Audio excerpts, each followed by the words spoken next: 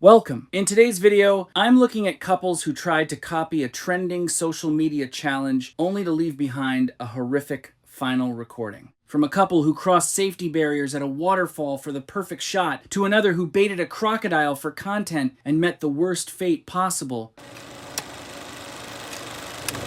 It was the afternoon of June 17th, 2018, at a waterfall on the border of Zambia and Zimbabwe. The rocks near the edge were wet and slippery, and warning signs marked every barrier. Fabian Bernard was 26 years old and worked as a sales assistant in Milan, Italy. His girlfriend Rafael Noham was 24 and worked as a receptionist at a tour agency. They had been together for 3 years. To celebrate their anniversary, they had saved up and planned a trip to Zimbabwe. The waterfall there was the centerpiece of the itinerary. Neither of them had been to sub-Saharan Africa before, and they wanted to mark the occasion somewhere neither of them would forget. In the weeks before the trip, they had seen a couples challenge circulating online. One partner would run toward the other from a short distance and leap into their arms while someone filmed it. The videos were short and easy to make, and the best ones had a striking backdrop. When they arrived at the waterfall and saw the scale of it, Fabienne told Rafael it was the perfect location to try it. And hearing that idea, I already knew it was a bad idea.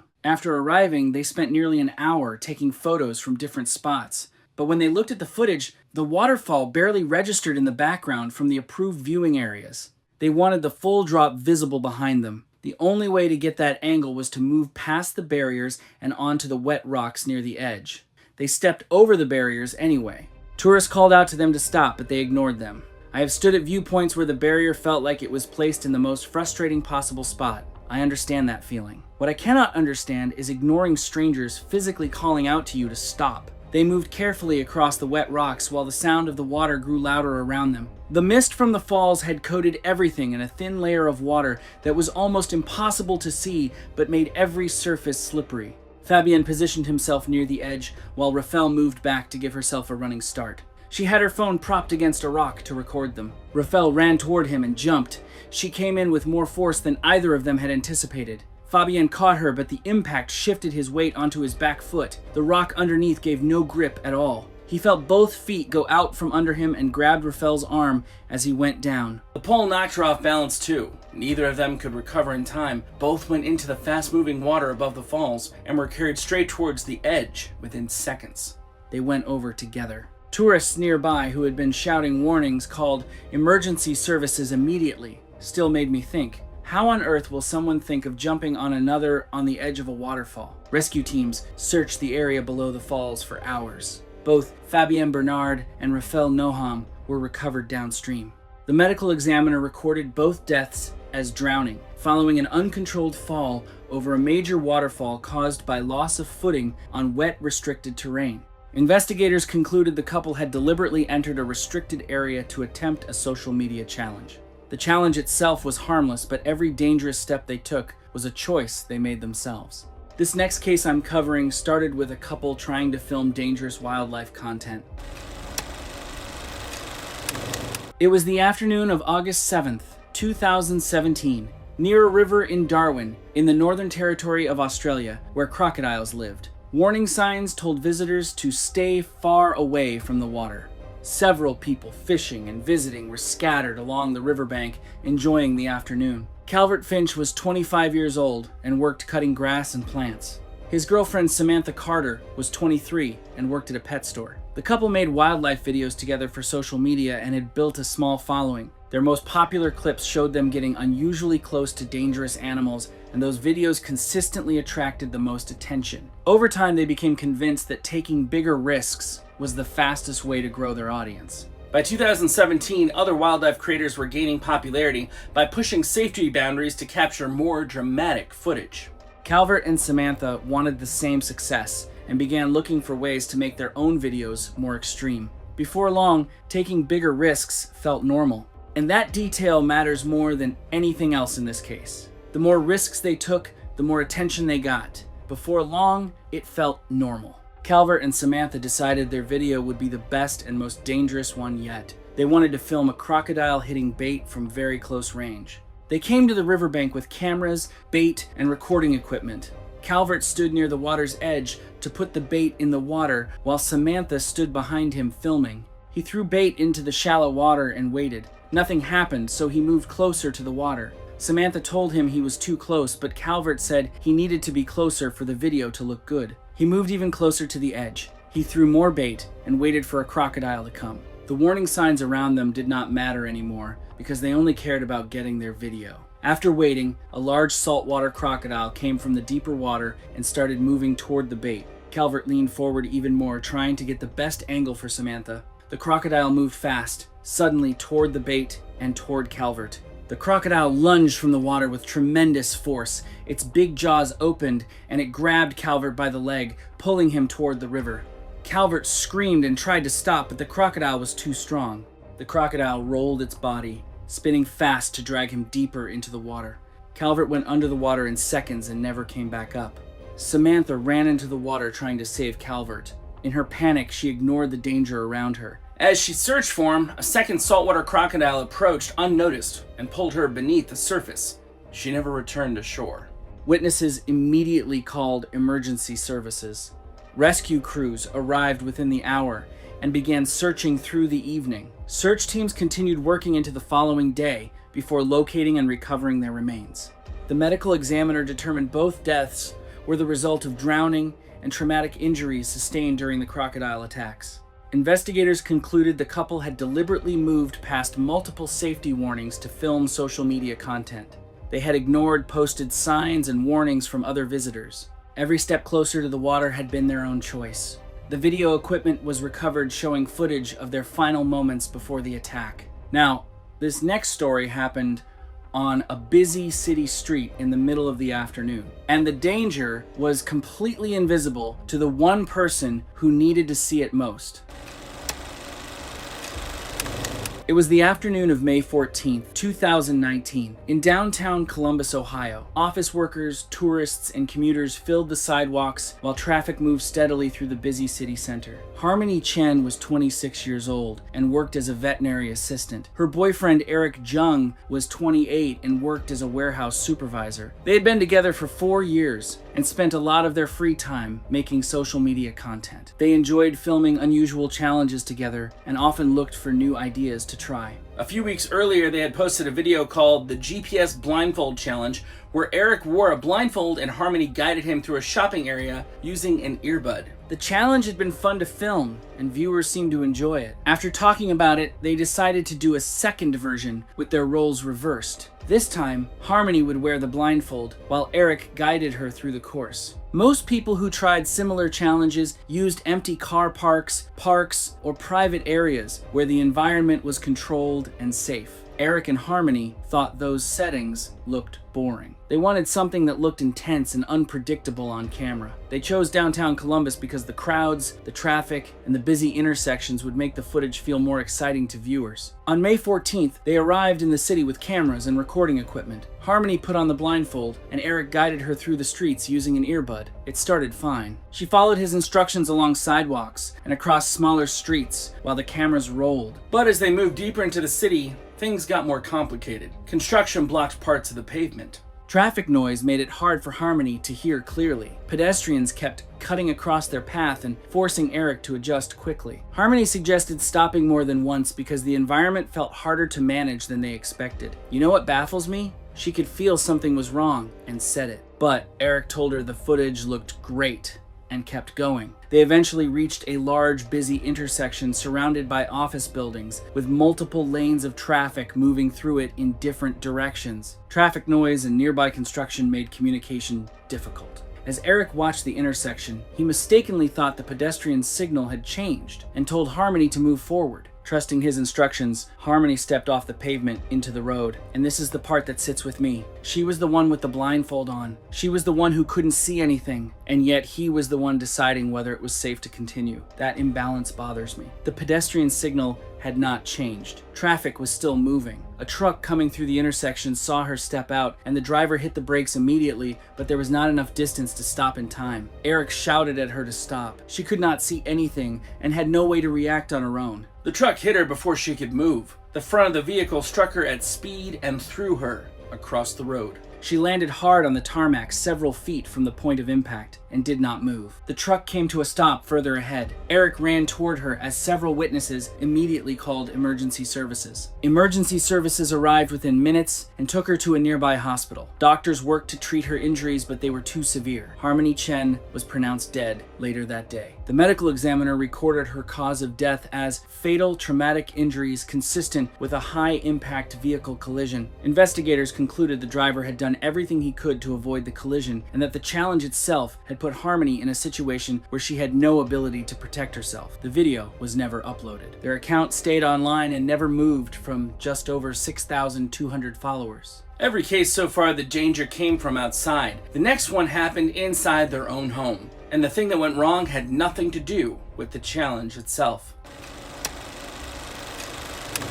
It was the evening of February 22nd, 2019, in a suburban neighborhood outside Charlotte, North Carolina. Inside a two-story family home, a young couple spent the night setting up cameras and preparing for a social media video. Evain Reith was 27 years old and worked as a fitness instructor. Her husband Brandon was 29 and worked as a personal trainer. They had recently decided to start making social media videos together for fun. Since it would be their first video as a couple, they wanted to film something memorable and different that would stand out from ordinary fitness content. Both were athletic and comfortable attempting difficult exercises, and they thought a unique challenge would be a good way to introduce themselves online. They came across a trend online where couples filmed trust falls. One person fell backward and the other caught them. Brandon and Evain thought it looked too simple. They wanted their version to stand out. After talking it over, they decided to do what they called the Trust Fall Staircase Challenge. Evain would stand near the top of the main staircase inside their home and fall backward while Brandon waited below to catch her. They chose the main staircase specifically because the longer drop would look more dramatic on camera. Before setting up, they put their 2-year-old son to bed upstairs. They assumed he was asleep and turned all their attention to adjusting the cameras, fixing the lighting, and deciding how high up the staircase Evain should stand. I want to stop right there, because I think most people watching this would have checked on the child one more time before starting. That one extra check is all it would have taken. Brandon decided she needed to start from near the top landing to make the fall look as impressive as possible. When they were ready, Evain climbed to the top of the staircase and got into position. Brandon stood below with his arms out. Cameras were recording from multiple angles. Neither of them noticed their son had woken up and come downstairs. He had climbed onto the armrest of a couch a few feet from the bottom of the staircase and was standing on the edge of it. Evain leaned back and let herself fall down the staircase toward Brandon, who was positioned several steps below with his arms out to stop her descent. At almost exactly the same moment, Brandon caught movement at the edge of his vision. He saw his son tipping forward off the armrest, heading toward the hardwood floor. His body reacted before he could think. He turned and stepped toward his son. That is the moment that I cannot stop thinking about. He saw his child falling, and he moved. Any parent would have done exactly the same thing, and Evain was already in the air. It took less than a second. Evain was already falling down the stairs. She came down off-center and hit Brandon at an awkward angle as he turned toward his son. He got hold of part of her but could not grip properly and lost her. Without anything stopping her descent, she bounced down several steps before striking the bottom of the staircase and hitting her head. Brandon called emergency services immediately. Paramedics arrived within minutes and took Evain to a nearby hospital. She had suffered a severe head injury from the impact with the steps and the floor at the bottom of the staircase. Evain Reith died in hospital from complications of her head injuries. The medical examiner recorded her cause of death as fatal traumatic brain injury resulting from an uncontrolled fall down a residential staircase. Investigators determined the incident occurred during an attempt to film a social media challenge inside the home. The son was not hurt. The video was never uploaded. The cameras had recorded everything. A challenge built entirely around trust failed in less than a second because one small distraction was all it took. The next case I found is something that I thought about for so long before I added. This one was not an accident caused by a distraction. This one was planned, and only one of them knew what the plan was. It was the evening of October 18th, 2018, in a quiet suburban neighborhood in Frisco, Texas. Streetlights lit up empty residential roads as families settled in for the night and traffic thinned across the area. Seoyeon Kim was 29 years old and worked as a marketing assistant. Her husband, Ji-hoon Park, was 32 and worked as a private security supervisor. The couple had moved from South Korea to Texas several years earlier looking for better opportunities. Ji-hoon had received extensive firearms training through his security work over the years and carried a licensed handgun as a normal part of his daily routine because his job sometimes involved transporting valuables and responding to security incidents. Seo-yeon ran most of their social media account, which the couple had built around challenges, pranks, and surprise reaction videos. For nearly 3 years, they had posted content together and gathered a modest following. But by 2018, growth had slowed badly. Most new videos got only a few hundred views. The reactions had become less genuine over time because both of them knew each other too well and always suspected when something was being filmed. Seo-yeon spent weeks studying larger accounts and noticed that the most successful videos featured real fear and genuine surprise rather than reactions that looked planned. She came across a growing trend where creators filmed home invasion style prank videos where one partner dressed as a masked intruder and surprised the other while hidden cameras recorded the reaction. The videos got big numbers because the reactions looked real. Seo-yeon became convinced this was exactly what their account needed. She decided not to tell Ji-hoon anything because she believed the prank would only work if his reaction was completely genuine.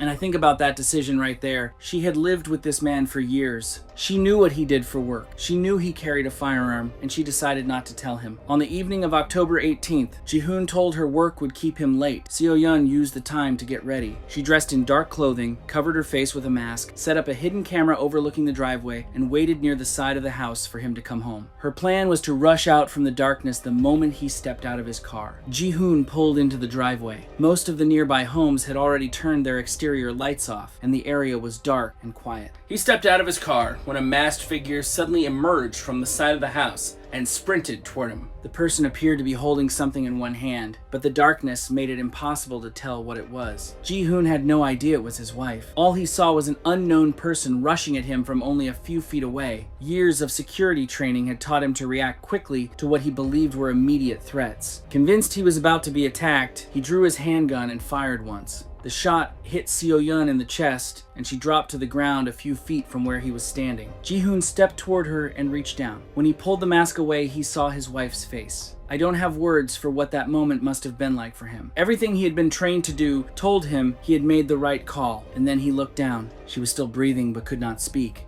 By the time Seo-yeon tried to pull the mask off and show him who she was, it was already too late. He dropped to his knees beside her and called emergency services immediately, his voice breaking as he tried to explain what had happened. Neighbors heard the commotion and came outside. Emergency services were called immediately. Paramedics arrived and took Seo-yeon to a nearby hospital where doctors worked to treat her. She died later that night. The medical examiner recorded her cause of death as a fatal gunshot wound sustained during the incident. Investigators spent months reviewing the hidden camera footage, forensic evidence, and witness statements. They concluded Ji-hoon had genuinely believed he was facing an unknown intruder and had no prior knowledge of the prank. No criminal charges were filed. The footage Seo-yeon had recorded to revive her account was locked away as evidence and never uploaded. Every couple in this video made one critical decision that changed everything. This last case is different because the decision that ended it was not made in a single moment. It was made over and over again across an entire evening. It was the evening of November 9th, 2018, in Columbus, Ohio. Renovation work was ongoing inside a family home the couple had inherited and were slowly fixing up while filming everything for social media. Jasper Harvey was 29 years old and worked as a kitchen installer. His wife June was 27 and worked as an administrative assistant at a local insurance company. They had married earlier that year and moved into the house June inherited from her grandmother. The property needed a lot of work, but they saw it as a chance to build both a home and a future together. They documented every stage of the renovation online, posting videos of demolition, painting, flooring, and room transformations. Their goal was to grow the account into a successful home improvement channel that could eventually make them money through sponsorships and ads. To speed things up, they took out a large renovation loan. The money went toward materials, appliances, tools, and equipment. They put everything into it. The account did not grow the way they hoped. Most videos got only a few hundred views.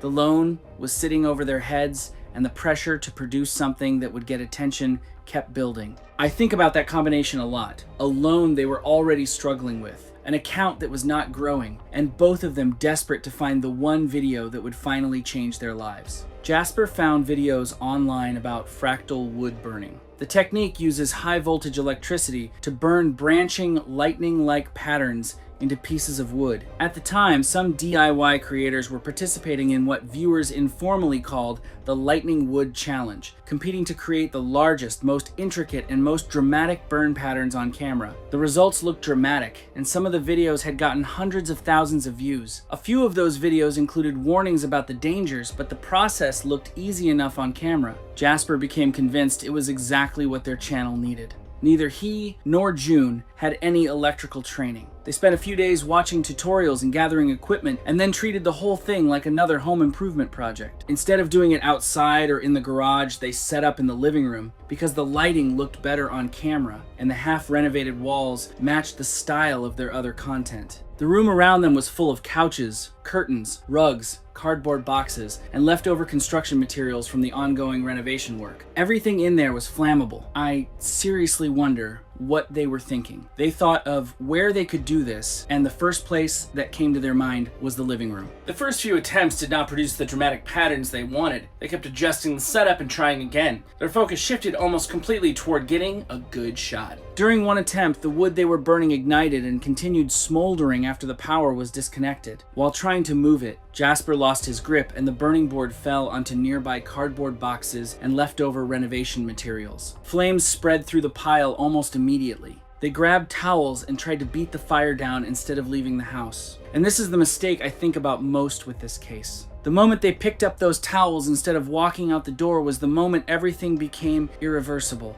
I genuinely believe they thought they could still fix it. The fire did not care. It moved into the curtains and across the floor and started climbing the walls within minutes. Thick black smoke filled the room fast and made it hard to see or breathe. By the time they realized they could not stop it, the room was already filling up with fire on multiple sides. They tried to get out, but the hallway had filled with smoke and the fire had already spread toward the front of the house. Firefighters arrived and forced their way in, but the inside of the home was fully burning by then. Jasper and June Harvey were found inside the home. Both were pronounced dead at the scene. The medical examiner recorded both deaths as fatal smoke inhalation and thermal injuries sustained during a residential fire. Investigators determined the fire started during an attempt to perform high-voltage fractal wood burning inside a room filled with flammable renovation materials without any fire safety precautions in place. The house June's grandmother had kept for decades was destroyed. The renovation loan was never paid off. The video they were trying to make was never uploaded.